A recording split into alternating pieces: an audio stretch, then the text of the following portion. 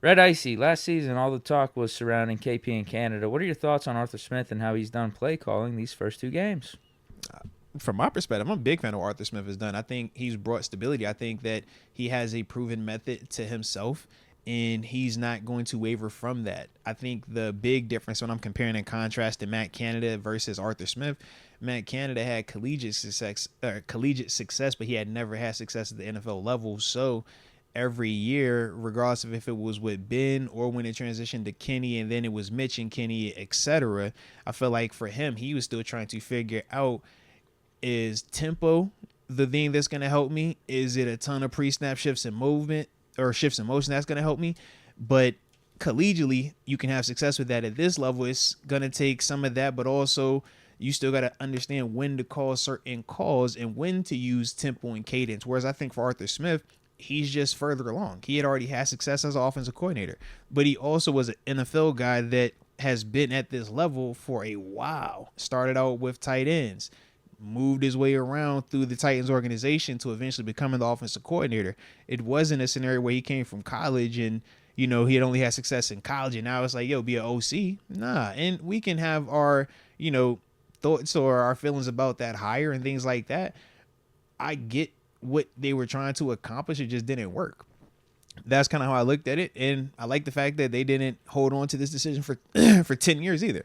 They said, all right, we gave it a couple of seasons. We drafted a quarterback. We tried to give y'all the opportunity to kind of work together. This isn't it. There's nothing wrong with that from my perspective, man. But I think for Arthur Smith, he's just a more proven commodity. But this is also a dude that was a head coach in this league. You don't get to be a head coach in this league unless you have already proven that you are a master of your level of coordinator or position coach. And that's the one thing that Arthur Smith had done that Matt Canada hadn't done yet.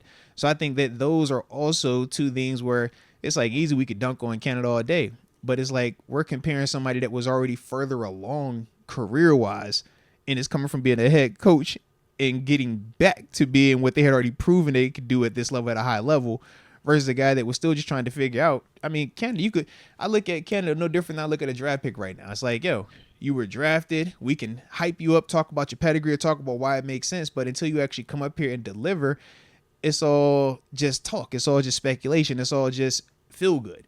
With Arthur Smith, he's actually developed. He's actually produced, and he's actually already proven that he can have a system that works. And that's why for him right now, you can see even with the quarterback situation and everything in between, it's like, yo, his method is still his method.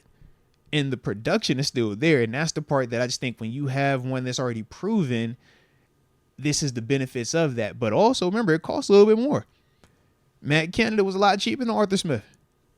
But you get what you pay for. Going back to what Deke said about, man, maybe we should pay these coaches a little bit more.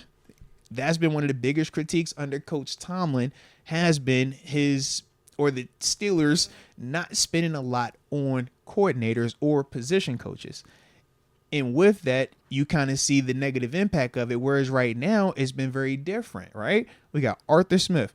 We had a daggone Brian Flores, who was also a former head coach in here. Terrell Lawson, who's been in DC in this league multiple years, already in here.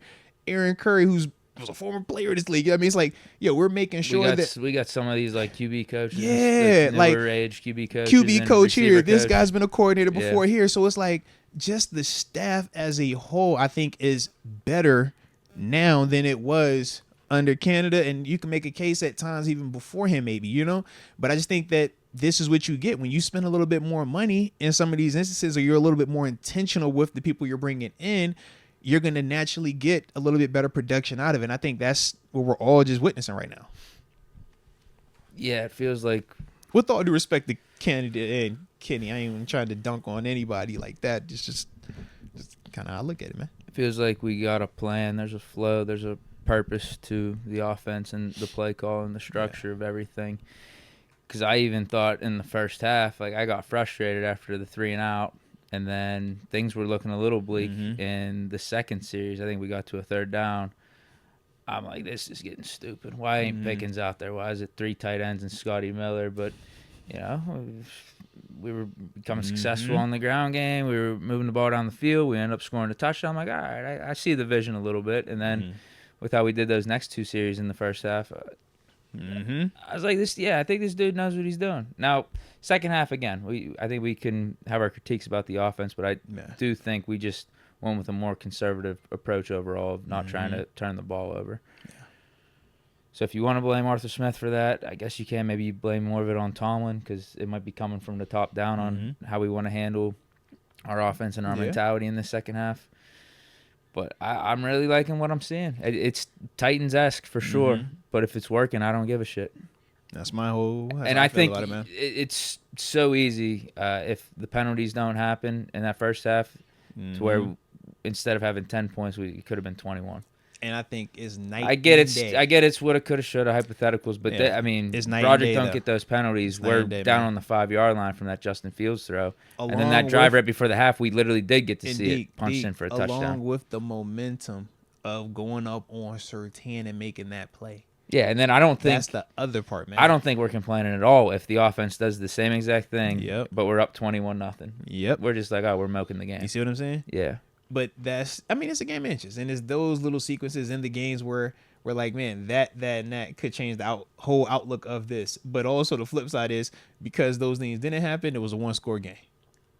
But as long as you're getting out of there with the stadium, man, that's the name of the game. Today's show is brought to you by DraftKings Sportsbook, the top-rated sportsbooking app in all of North America. Safe, secure, reliable, which we absolutely do love.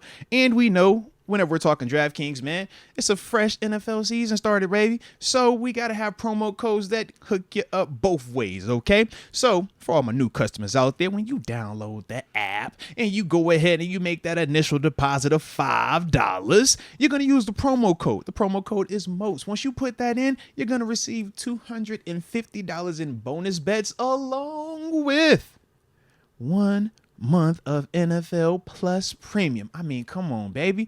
It doesn't get any better than that. Opportunity to win, opportunity to follow your squad, watch them do what they do, road home. I mean, it's a pretty dope set. It's a pretty dope situation right there, all right? But we also know that, hey, man, sometimes you get lost in the sauce.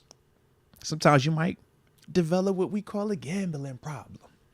Well, if you're living in New York, you know it's a number that you could text. But for everybody else, the digits to dial are 1-800-GAMBLER.